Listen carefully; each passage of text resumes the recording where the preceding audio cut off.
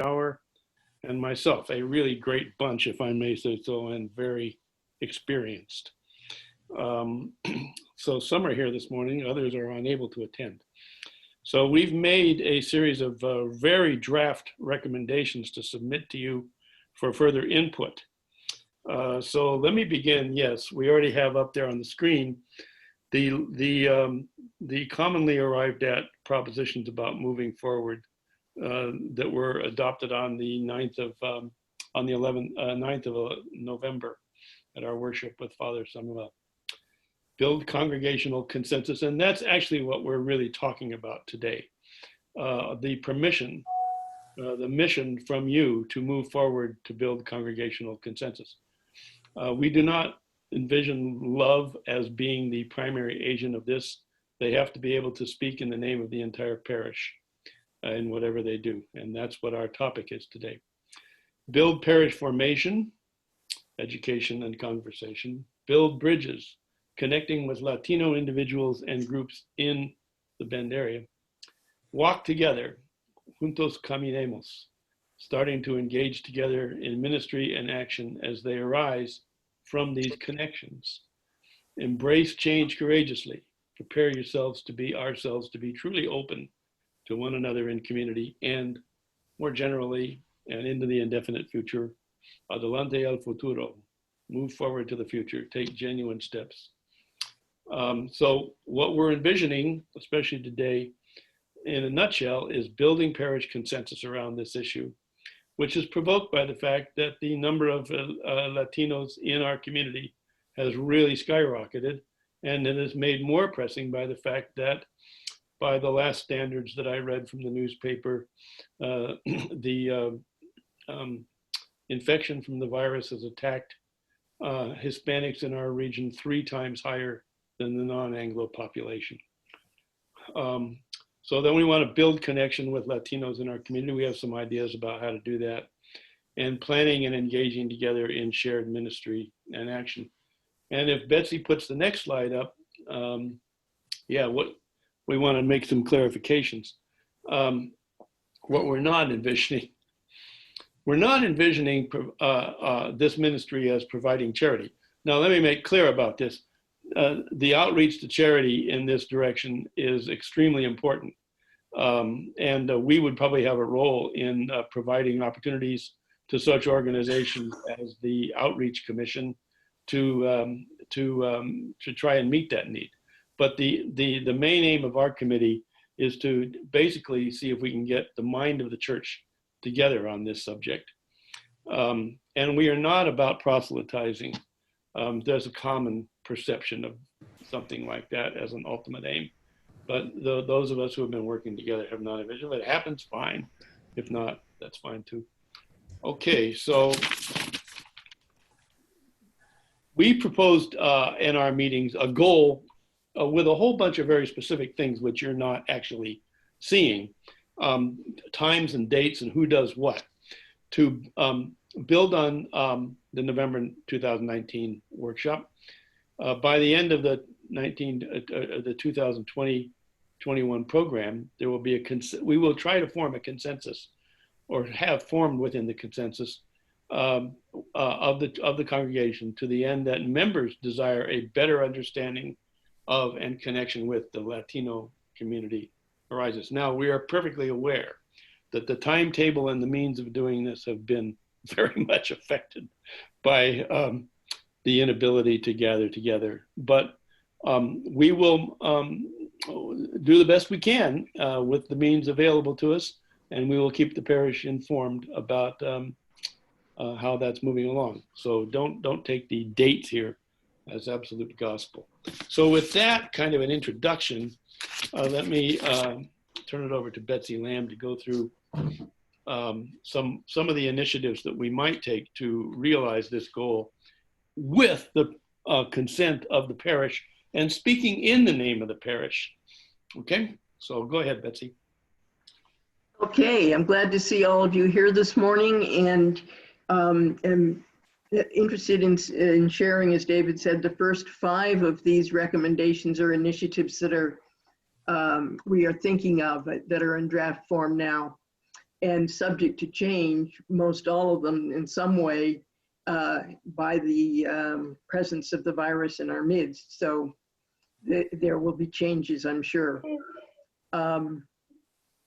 We're planning to invite members of Trinity, this is the first initiative, to attend the Latino Community Association Family Empowerment Luncheon in December, this December, and then to share their experiences with the Trinity congregation. This is a big event and everyone really enjoys it. Next initiative, please. Betsy? Yeah. Oh, you have it, sorry.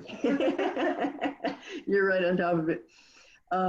We're going to explore volunteer opportunities with the LCA, the Latino Community Association, and hopefully recruit some volunteers from the congregation and encourage them to share their experiences with the congregation. So that's about it on that. And the third initiative, we will meet with community outreach and diversity staff from the city of Bend so that Trinity can host or help with an event during the September welcoming week. We're hoping to get something good with our theme of a Latino opportunity. The next initiative 4, this is the one that has the most color and hopefully it will be the most fun. It involves festivals and cultural and religious festivals that are in our Latino community, and we will encourage your participation in them. And there are 3 here pictured: the Cinco de Mayo, which is, strangely enough, the 5th of May. That's what Cinco de Mayo means. It celebrates the winning of an important battle in the Franco-Mexican War. And it's a Mexican feast, which actually now is celebrated more by Mexican Americans here in the United States than it is by the Mexicans themselves. And it's a great thing with a lot of beautiful dancing and all sorts of other things, as well as the next one, the Festival of Cultures, which you see on your slide. That's sponsored by the LCA, and it often includes the swearing in of new citizens from the Latino community as well as others. And then the Dia de los Muertos is November 1st. The Festival of Cultures is kind of flexible, but it'll be coming up and we'll let you know about it. The Dia de los Muertos, people are doing all kinds of carpets on the street. And that's what you see here with the skeletons and all that. And then behind it, an altar made. So that's that one, Betsy. The initiative 5 is introducing new liturgical and musical elements that incorporate the Spanish language into our worship from time to time. And from time to time is kind of as appropriate. So that'll happen too, including on Pentecost next week. We're going to have a reading in Spanish. Back to David. Yeah, so the 6th one is basically, like all of these are making intentional and holding ourselves accountable for things that many people in the parish are already doing, including learning language. Now, it turns out that there are very many self-teaching programs that are available online for teaching yourself Spanish. And you can do that in study groups and all kinds of things. And you can actually take courses at COCC, although how they're going to be delivered, I really don't know. I imagine that language learning is going to be pretty much put online. There's already people in the parish like our Deacon Gay who are involved in this, but it really, really helps. You're trying to be hospitable, but you have to be hospitable in return by trying to really get to know people, and it really helps to understand as much as you can about the language. That won't be for everybody, but it would be for a number of people who want to do that way, especially retired people. And then finally, provide leadership in the parish formation about the gifts, aspirations, and needs of our Latino neighbors. And that means doing things like organizing forums on the theological grounding of cultural diversity, hospitality, all these other theological concepts, and understanding and appreciating what the Latino population brings to the community, and understanding too the most significant problems confronting them. And so those are our ideas about how we can't ask a parish to make this a goal unless you specify some pretty concrete things about how the goal might be reached. And it's in that spirit that these proposals have been advanced for your consideration. And with that, I'm going to turn it over to Chuck Johnson, who is going to ask for your questions, concerns, comments, and help.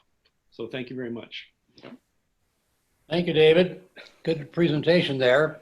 And now we're ready to raise some questions and invite you to answer them as you feel fit and comfortable answering the questions. The first one has to do with our benefits to the parish. If we decide to do this program, what benefits for the parish do you envision as a result of this proposal? So I would like to have someone give me their answer, and then others can join in. Chuck, are you calling on people? How's this working? I'm not calling on people. I'm letting people volunteer to speak when they're ready to speak. I'm going to ask a question that was mentioned earlier, and it also answers your benefit question. As a member of the Outreach Committee, I'm not worried about the money. That's not the issue. I'm more concerned about how our building can be used. And I know that our parish hall gets used a lot by outside groups. What would happen, and to me it would be a benefit for the parish, if LCA, with their multitude of programs, were able to use our parish hall, the proper parish hall, Brooks Hall, as a free place to teach or celebrate or whatever. And to me, that would involve the parish just as people walk through, and people get to know people because they stopped in crashed a party or something. And it would make a lot of sense, but I don't know if that's even possible. Okay, that's a good first answer, really, Celine. So let's build on that. Anyone else have a response to Celine's suggestion? Well, I think that's a great suggestion. And if they're teaching us English class, it might be a good idea for some of us to attend who've been taking Spanish classes. It might help our Spanish. Okay, that's good. And then we can meet some people too. Okay. This is Paula. I think it's a good suggestion. I think it's got practical limitations right now with the COVID issues. Because we can't have people in the space and we without adhering to all because we don't want to expose anyone inappropriately. So I think it's an idea that we can build on longer term, and that in the short run, maybe there's some technological things that we can offer and provide as well, as we are also focusing on those in a second, the second direction, like adding the reading in Spanish next week. There are things that can be done on our website to publicize events, to provide, if we go down a path which is under study now, with the vestry, David, that there can be additional technological opportunities. And maybe we can, that's to me, especially for the next couple of years, or a year and a half, whatever this is, we don't know what this is, whatever this is, provides a way to reach people and be open despite our limitations. Thank you, Paula. Marie? No, you just popped up on my screen, so maybe you were wanting to say something. Anyone else want to jump in with a suggestion on this particular question? If not, then we'll move on to another.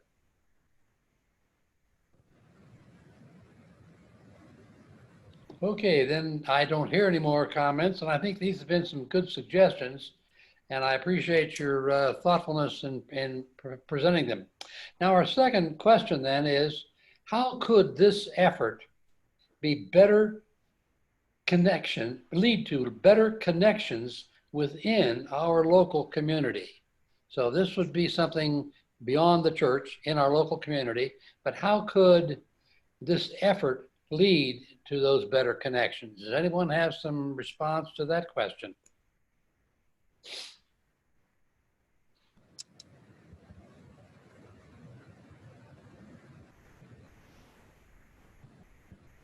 When Dave and I were in Jackson, Wyoming, we had a teacher who was teaching Spanish and English, and she had the class combined. And we had homework that we did right in class. One side you had to translate from English to Spanish, and the back side of the paper, it was the opposite. And she paired us up with Spanish-speaking people, and we helped each other with our homework. And that was really effective, because then later, if you saw those folks in town, you knew them, and they had helped you, and you had helped them. So it was a pretty neat idea, and it was related to a Spanish class. Oh, that sounds very interesting. Thank you for sharing that, Marie. Anybody have any comments on that particular idea? When I was in Petaluma, I had the opportunity through Rotary to work with the Hispanic community in our town. I learned so much, and it was so much fun for me walking the streets to bump into one of the kids that I was working with. So to me, that is one of the ways you build a community. Also, 2 years ago, I participated in their fundraiser here in town, but I have not been able to establish that kind of connection I wish I could have, like I did in Petaluma.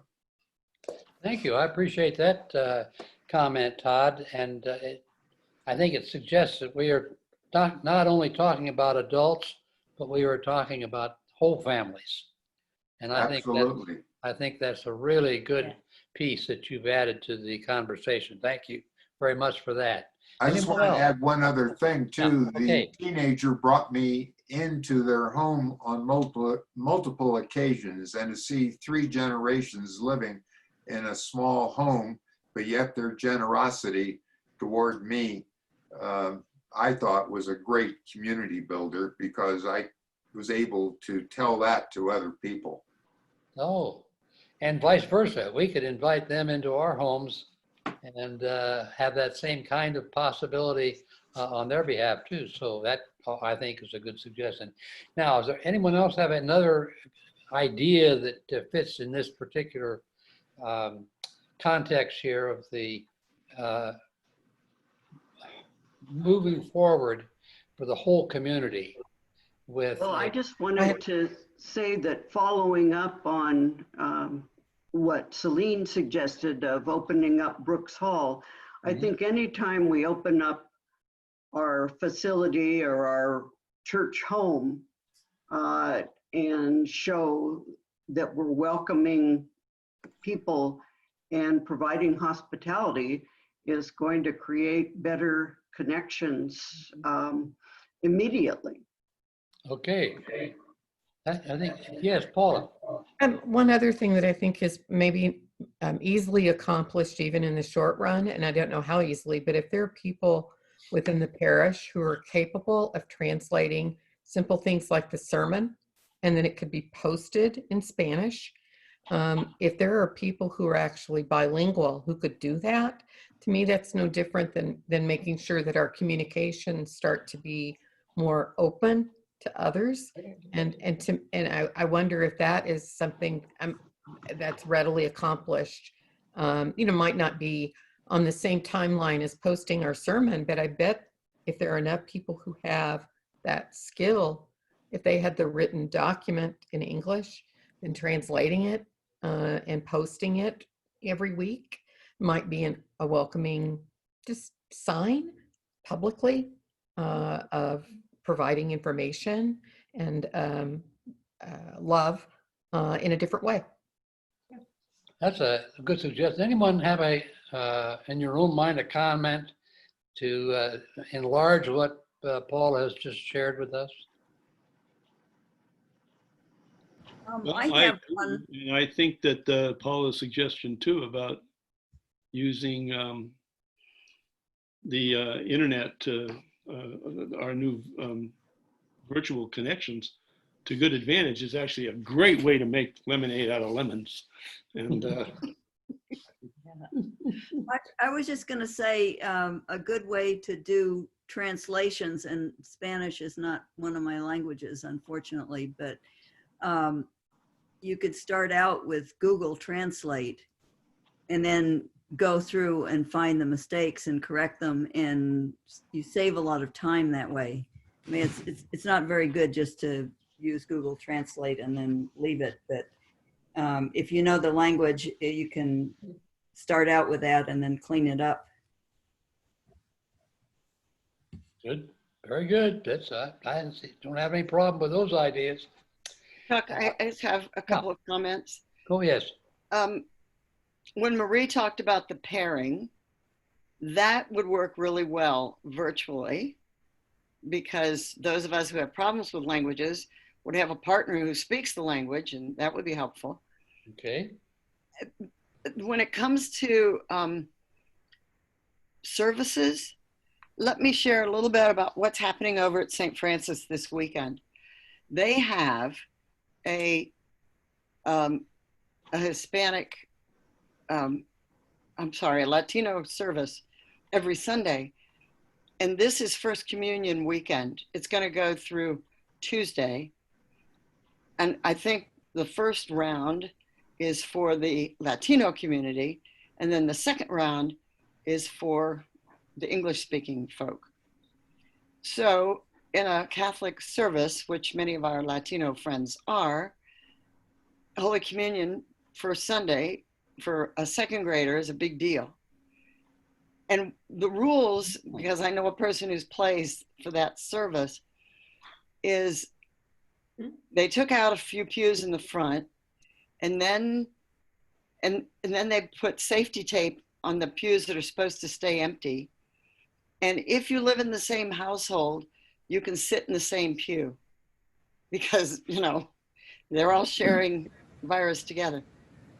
And they only allow 25 families for First Communion. So they've got to do it over and over and at different times to get everybody in. Worship seems to be happening quite well. Yeah, we could put the sermon on the website, but I don't know how many people would look it up. That's my issue. But I do have some questions for clarifications.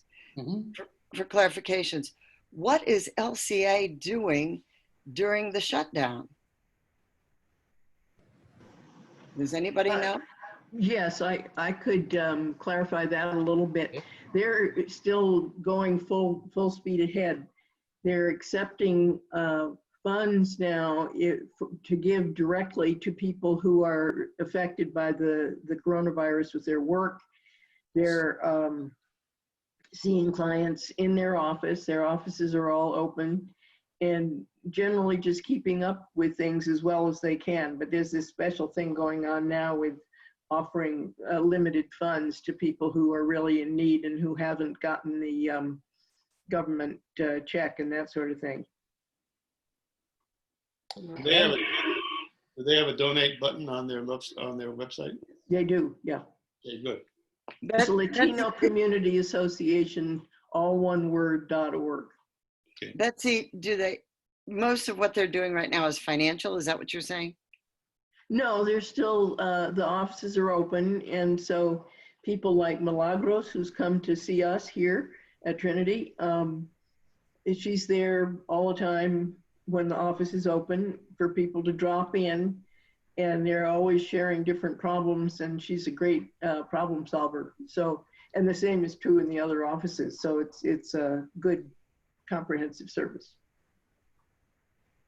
P, other suggestions? Surely. Betsy Lamb, I think this is what you were referring to, but I had written down to send money and write, if I wrote a check to say, put COVID-19 fund in the memo line that says they are not eligible for an emergency relief payment or unemployment benefits. These people were working and paying taxes before the pandemic. And 100% of funds go directly to families in need. So. Yes. They weren't eligible for federal funds or government funds. So Yeah. that's why they need us.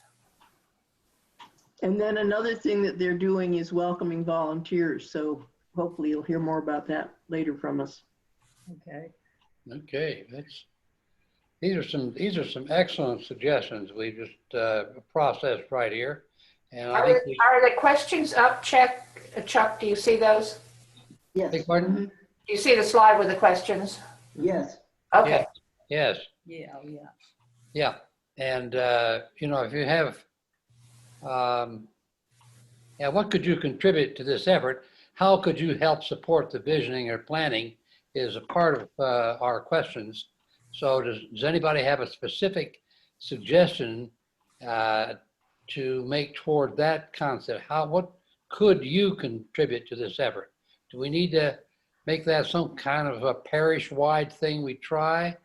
Or is it we just leave people on their own individually to make those helpful contributions? Anybody have any thing to offer about that question? I speak again for outreach. Number one, we're sitting on money. And number two is consensus is the most important thing. And unless we do that, because part of our goal is to have a way that people can volunteer, participate, do whatever. And we're looking for that big something that outreach can work with in Bend. Beautiful. Okay. So if you all could write us a proposal, that would really be helpful. Okay.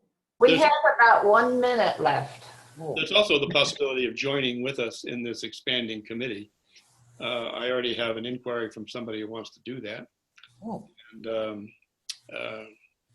that's always an option. But I don't.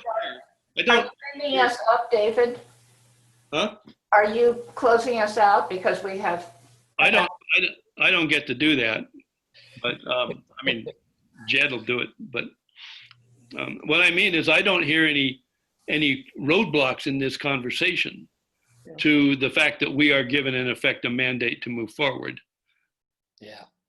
And David, in the tone of also making some lemonade, I would think that the educational component of the things that you guys have shared today, that's the kind of thing that to reach more people should be accessible electronically, not just people who couldn't come to the Zoom meeting today for whatever reason, but so that we think about, maybe we need a parish policy that addresses that. But you know, if we're moving forward affirmatively as part of our parish, then we should be doing so in a way that deals with the lemons. And part of the lemons involve like having an ability with a link to be able to their website on our website so that people can readily donate that want to after they have an opportunity to have some education from like the presentation today. That's just a suggestion. Thank you. My screen says we're recording this. If that's true, will that recording be available on the website for people who missed this morning to be able to see it later? That is a very good question. I do not have an answer to that. And Jed is not with us, so he can't answer it. Does anybody else know? I would think it would be possible, and we'd have to check with Jan and Jen. Okay. Will you do that? Will you check it and see if that's possible? Yes. Yes. Thank you. Oh, hi, Pat.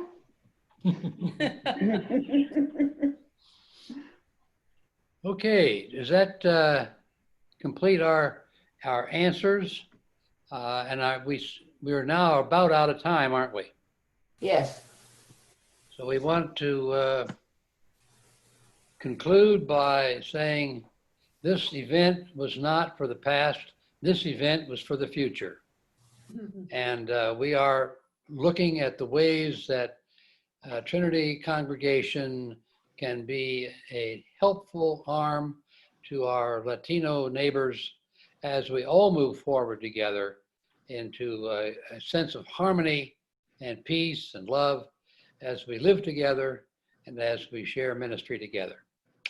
Amen. Thank you for your participation today, and we'll probably have some more opportunities to discuss these issues as time goes on. But in the meantime, we say, thank you, Lord, for your presence, for your spirit, for your guidance. Amen. Amen. Yeah.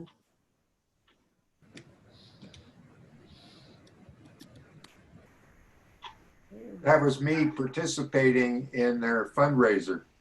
Ah, Oh. Cool. oh, wow. I love it.